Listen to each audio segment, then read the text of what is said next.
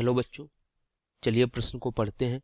IUPAC नाम वाले यौगिक की संरचना लिखिए। कहता नीचे आईयूपीएसी नाम जो यौगिक दिया गया है, आईयूपीएसी नाम दिया गया है, उसकी यौगिक की संरचना बनानी है। 2-एथॉक्सी 3-मेथिल पेंटेन। 2-एथॉक्सी 3-मेथिल पेंटेन जो नाम है, इसकी संरचना को बनाना है, इस यौगिक की संरचना को बनाना है। तो हम बात करते हैं अपने उत्तर की। ठीक है, तो सबसे पहले देखेंगे मुख्य अवधारणा। मुख्य अवधारणा देखेंगे तो मुख्य अवधारणा क्या है? मुख्य अवधारणा है कि ईथर दिए गए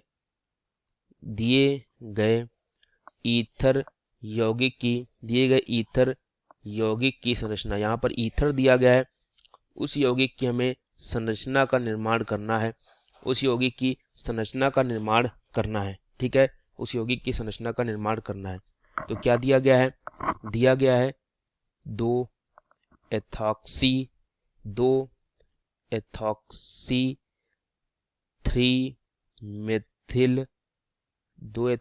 3-मेथिल पेंटेन, ये यौगिक दिया गया है। ठीक है, अगर हम इसके देखें तो सबसे पहले पेंटेन है। पेंटेन का मतलब क्या होता है?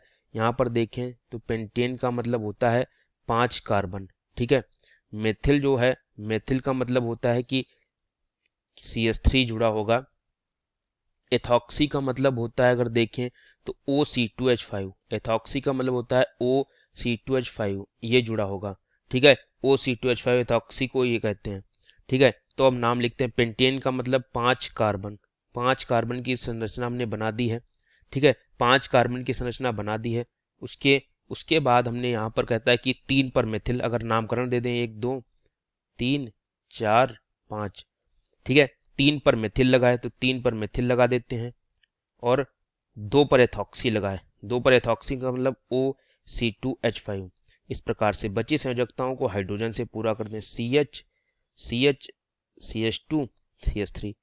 तो जो संरचना होगी हमारी इस प्रकार से होगी। ठीक है बच्चों, जो हमसे पूछी गई थी वो हमारी संरचना जो है 2-एथॉक्सी 3-मेथिल पेंटेन की इस प्रकार से होगी।